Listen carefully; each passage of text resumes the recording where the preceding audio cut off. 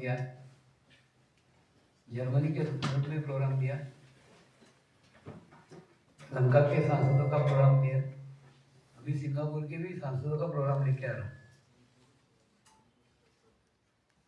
ये सब जगह प्रोग्राम करते समय एक परेशानी, एक तकलीफ सब जगह कॉमन है।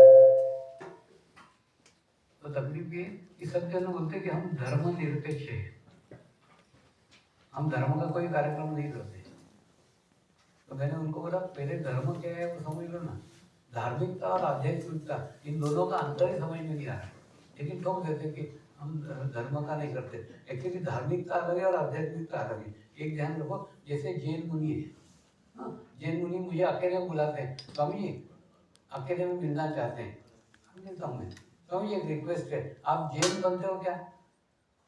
मैं उनको बोलता हूँ समुद्र कभी नदी बनता है क्या? कभी नहीं बनता।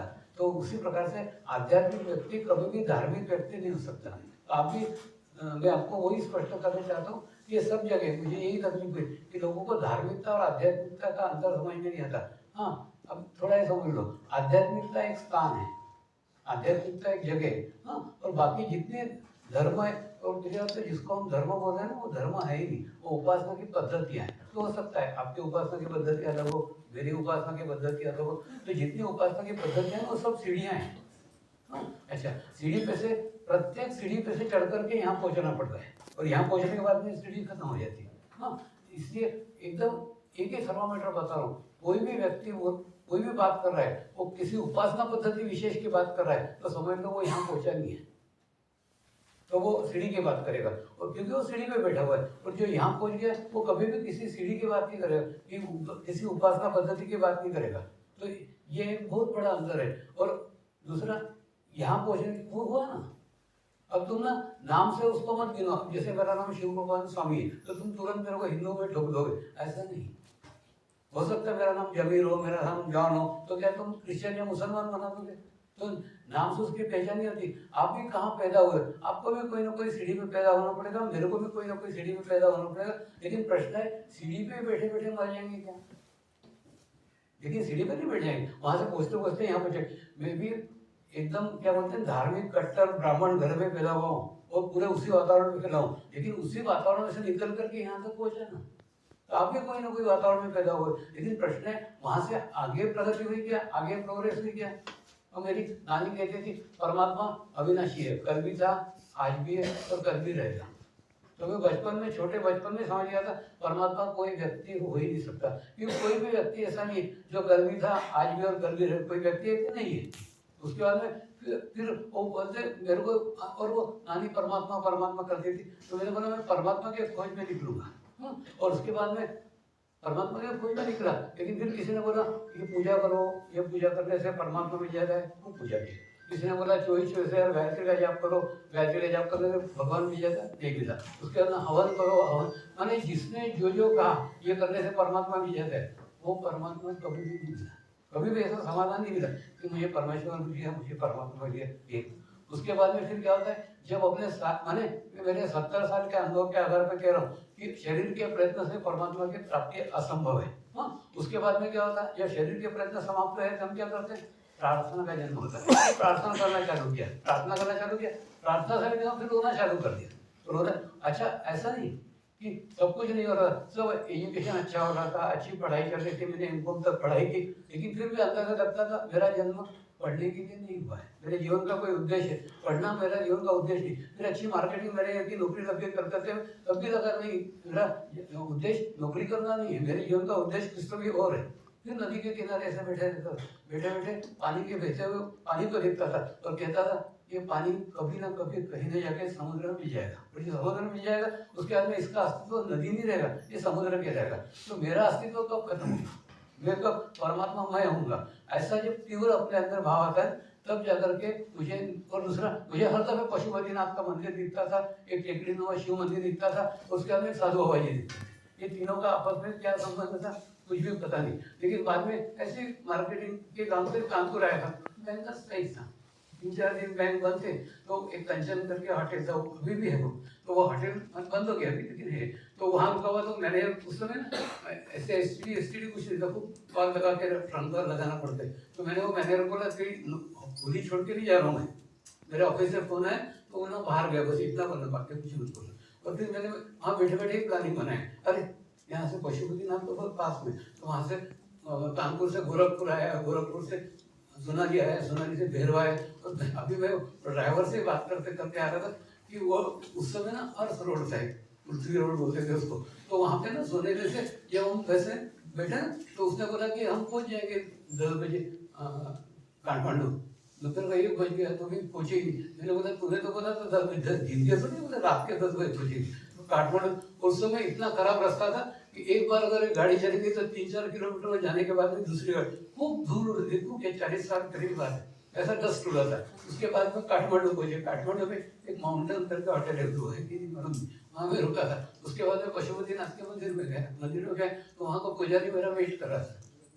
तो थोड़ी देर के लिए घबरा गया कि मैंने मेरे घर पे भी नहीं बताया, मैंने ऑफिस में भी नहीं बताया, ये कैसे, इसको कैसे मालूम मैं आने वाला हूँ। बोले नहीं, एक नेपाली वृद्ध सज्जन 3 दिन से आपका इंतजार कर रहे हैं। और मैंने रहस्यमय के वो नेपाली सज्जन उनको 3 दिन से इंतजार कर रहे हैं। फिर वो रुद्राभिषेक करके उनको जाके मिला, तो बोलते शिवू नाम के एक गाँव से आया। और उसके बाद में हमारे पीछे गुफा है, गुफा में एक बाबा जी प्रकट होते हैं, उनका नाम क्या हमको नहीं मालूम, हम उनको शिव बाबा कहते हैं। तो उन्होंने आपको लेने के लिए मुझे भेजा है। कौन शिव बाबा, कौन सा शिव गाँव, कुछ मालूम नहीं। अभी वो लड़के वो शिव बाबा भी ढूंढ के निकाला, वो गुफा का अभी भी है। तो कहने मतलब जब वहां पहुंचा, पहुंचने के बाद में उसने एक मंदिर में जाके मेरे को रात को रुका है, सवेरे जाके एक पत्थर पर बिठा दिया, बोले यहाँ बैठे रहो, यही क्यों आएंगे। कुछ नहीं, बैठा रहा शाम तक। शाम को देखा था एक वृद्ध सज्जन गुफा में से बैठ करके निकल रहे थे, धीरे धीरे धीरे धीरे धीरे धीरे पास में आए। और जैसे पास में आया, मैंने पहचान की कि ये वही है जिसको मैं खोज रहा था, जिसको मैं ढूंढ रहा था। उसके बाद उनको साष्टांग दंडवत किया, उन्होंने उठा के मुझे गले लगा के 40 साल से मैं तेरा यहाँ इंतजार कर रहा हूँ। उसके बाद मेरे को वो अपनी गुफा में लेके गए, दूसरे पानी वैरट करके सर के ऊपर हाथ रखा। हाथ रखने के बाद में 3 दिन समाधि लग गई। और 3 दिन के बाद उठा, वो गुजरात के थे वाहन करके, वो बोले कि तेरा कार्य क्षेत्र गुजरात है, तो गुजरात में जाके कार्य करेगा। और उसके बाद में मेरी परमात्मा की खोज खत्म हो गई। तो जो अपने यहाँ बोलते हैं ना, गुरु साक्षात परब्रह्म, गुरु साक्षात परब्रह्म, इसका प्रत्यक्ष साक्षात्कार हुआ, उन्हीं को परमात्मा मान लिया। जबकि बचपन से लेके बैठा तक कोई व्यक्ति परमात्मा हो नहीं सकता, उसके बावजूद भी उनको परमात्मा क्यों माना, उनको उन्होंने अनुभूति कराने परमेश्वर की खोज खत्म हो। मेरे घर के 2 हाथ 2 करके आदमी थे, लेकिन फिर भी उनको परमात्मा क्यों माना, उसके बाद में परमात्मा की खोज खत्म हो गई। और 40 साल से उन्होंने अपने अंदर जो अंतर्मुखी शक्तियां स्थापित करके रखी थी, वो एक क्षण में वो शक्तियां मुझे प्राप्त हो गई। और मुझे अनुभव हो गया कि परमेश्वर मेरी अंदर, परमात्मा मेरे अंदर। उसके बाद में परमात्मा की खोज खत्म हो गई। ऐसा नहीं है, ये घटना आपके जीवन में नहीं घटती, आपके भी जीवन में घटती है। कैसे घटती है बताओ। समझ लो, एक बहुत प्रसिद्ध मंदिर है, हाँ, उस मंदिर के देवता के दर्शन करने के आप 6 घंटे लंबी लाइन लगाते हैं। और 6 घंटे लाइन लगाने के बाद में, 6 घंटे के बाद में आपको उसका कुछ मिनट नहीं, कुछ सेकंड दर्शन होता है। मुझे आगे खस को आगे खस को आगे खस को आपको भगा देते हैं। फिर आप घर आ जाते हो। घर आने के बाद में आपके सहेली ने, आपके किसी मित्र ने बोला चलते हो क्या जरा दर्शन करने को, आप तैयार हो जाते हो। आप बुद्धि से थोड़ा हो जाओ ना, 6 घंटे जहाँ लाइन लगाना पड़ता है, 1 मिनट में जहाँ भगा दिया जाता है, ऐसी जगह जिंदगी में कभी जाओगे क्या, फिर भी जाने को तैयार रहते हो। क्यों? वो जो 1 मिनट देवता का दर्शन हुआ ना, वो 1 मिनट के देवता के दर्शन के अंदर आपको आत्म शांति का अनुभव हुआ। 1 मिनट के अंदर आपको आत्म अनुभूति प्राप्त हुई। 1 मिनट के अंदर आपको आनंद का प्राप्त हुआ। वो 1 मिनट के लिए 6 घंटे बिगाड़ दो। इसके ऊपर भी मैंने अनुसंधान किया है। क्या वो मंदिर के कारण मिला? नहीं। वो मूर्ति के कारण मिला? नहीं। फिर क्या हुआ? किसी संत ने, किसी महात्मा ने 40-40 साल अंतर्मुखी साधना करके, प्राण प्रतिष्ठा करते समय अपनी सारी अंतर्मुखी शक्तियां उस मूर्ति के अंदर प्रवाहित कर दी। तो प्रवाहित करते समय संकल्प किया, जो भी इस मूर्ति के दर्शन करे वो अंतर्मुखी हो जाए। तो जैसे आप उस मूर्ति का दर्शन करते, आप अंतर्मुखी हो थे। तो परमात्मा मूर्ति में नहीं है, परमात्मा आपके भीतर है, आपके अंदर है। और जैसे आप अंदर रहते हो, आपको अच्छा लगता है, आपको आत्मा आनंद होता है, आपको आत्मा खुशी मिलती है, आपको आत्मा शांति मिलती है। तो मूर्ति ने क्या काम किया? मूर्ति ने मिरर का काम किया। आपका मुंह सफेद है क्या काला है, तो दिखाने का काम जैसे मिरर करता है, एग्जैक्ट वही काम मूर्ति ने किया। जैसे आप मूर्ति के सामने थे, आप अंदर मुखे हो गए। अभी हुआ ना, कोरोना काल में मंदिर मस्जिद गुरुद्वारे सारे बंद थे, उसके बावजूद भी सारे साधक मजे में थे, क्योंकि क्या वो सब जगह परमात्मा अपने भीतर अनुभव करते थे। किसी को भी फर्क नहीं पड़ा कि मंदिर के मस्जिद बंद, कुछ भी नहीं, क्यों सब जगह अपने अंदर परमात्मा, तो परमात्मा बाहर नहीं कि परमेश्वर अपने ही भीतर है। लेकिन एक बार अपने को परमात्मा अंदर का भीतर महसूस हो गया, फिर आपको उस पर विश्वास करना पड़ेगा। आप देखो मेरे हाथ में कोई रुद्राक्ष माला है, कामीज गले, कुछ भी नहीं है, क्यों परमेश्वर को मैं मेरे भीतर महसूस करता हूँ, उसके बाद मेरी परमेश्वर की खोज खत्म होगी। बस इसी को सिखाने के लिए पूरे दुनिया भर में सिखा रहा हूँ। और दूसरा ये योग मार्ग से संभव है, तो है ना। जैसे हमने देखा कि वसुधैव कुटुंबकम वो जो G20 के जितने मीटिंग्स हुए भारत के अंदर, सब में आपके यहाँ से भी गए होंगे प्रतिनिधि। वसुधैव कुटुंबकम, ऐसा विदेशी ने पूछा रहता वसुधैव कुटुंबकम बोलते हो, ऐसा कौन सा मार्ग है जिससे पूरा विश्व एक कुटुंब हो सकता है? कोई ऐसा देवता नहीं जिसको पूरा विश्व मानता हो, है क्या? नहीं है। कोई ऐसी ग्रंथ है धार्मिक जिसको पूरा विश्व मानता हो? नहीं, कोई ग्रंथ नहीं। उसके बाद में ऐसे कोई धर्म है क्या, ऐसी उपासना पद्धति है जिसको विश्व मानता हो? नहीं, ऐसा कोई उपासना पद्धति। ऐसी कोई भाषा है जिसको पूरा विश्व मानता हो? ऐसी कोई भाषा नहीं। तो क्या हमारे पूर्वजों ने ऐसे बोल दिया था वसुधैव कुटुंबकम? नहीं, उसके पीछे एक मार्ग था, उसके मार्ग एक रास्ता था, हमको पता नहीं है। वो मार्ग है योग। योग मार्ग से ये सब संभव है। क्या होता है? योग मार्ग से धीरे धीरे आपका शरीर भाव कम हो जाता है और धीरे धीरे आपका आत्मभाव बढ़ता है, और आत्मभाव बढ़ने के बाद में आत्मा के राज्य में जाति, धर्म, भाषा, देश, इसकी कोई सीमाएं नहीं है। इसीलिए आज 72 कंट्रीज के अंदर है, और दूसरा इसके अंदर कोई उपदेश नहीं है। 800 सालों तक हिमालय के गुरुओं ने साधना की, और साधना करके देखा जितनी उपासना पद्धति है, सब उपासना पद्धति एक ही तो राग अलाप की, अच्छी बातें करो, बुरी बातें मत करो, अच्छी बातें करो, बुरी बातें मत करो, बस। लेकिन ये उपदेश है ना, एक कान से सुनते एक कान से निकालते। दुनिया में ऐसी कौन सी उपासना पद्धति जिसमें सारे लोग अच्छे? कोई उपासना पद्धति। ये देख करके उन्होंने अनुभूति के ऊपर शुरू किया योग का। इसके अंदर अनुभूति है, इसके अंदर कोई उपदेश ही नहीं। दारू पियो, नॉनवेज खाओ, जो करना हो सब करो, आधा घंटा केवल अपने आप को जोड़ लो, बस। उसके अंदर जो आपके जीवन में अच्छा है वो रहेगा, बुरा है वो छूट जाएगा। एक नशा मुक्ति केंद्र के अंदर बहुत बड़ा हॉल था, उस हॉल के अंदर मेरे को लेके गए थे, और उसके बाद सभी इनको कोई देवता नाम पता, तो मैंने उनको बोला, एक डॉक्टर जाता था, वो होता था तुमने अगर शराब पीना नहीं छोड़ा तुम्हारा लिवर सड़ जाएगा, उनको याद थी। उसके बाद एक डॉक्टर योगी जाता था, वो बोलता था अगर तुमने शराब पीना नहीं छोड़ा तो ड्रग में भी जगह नहीं मिलेगी, वो भी करते जाते। मेरे को मैंने बोला जो आदमी एक बॉटल शराब पीता है कल से 2 बॉटल पिए, मैं आपकी शराब छुड़ाने को आया ही नहीं। तो एकदम रिलैक्स हो गए, कारी भैया बोला क्या स्वामी आप कुछ किया करो, और वो दौड़ते दौड़ते आया जगह, स्वामी काय को बुला रहे हैं, क्या बोल रहे हो?